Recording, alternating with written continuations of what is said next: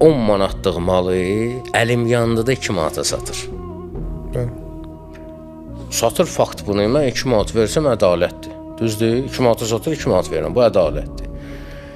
Və yaxud mən baxıram, görürəm ki, bu 10 manatlıq maldır, bunu əlim yandıda 2 manat, mən ürəyim ağrıyım, 5 manat verirəm.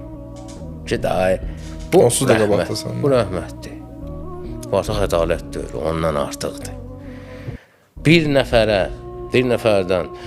nəfər mənə bir iş görüb mənə qarşı, mən də ona o işi görsəm ədalətdir, bağışlasam nədir? Rəhmətdir.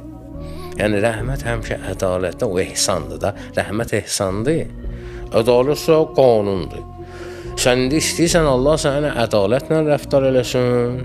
Allah ədalətlə rəftar eləsin, bizim üçün orada işimiz ağır olacaq.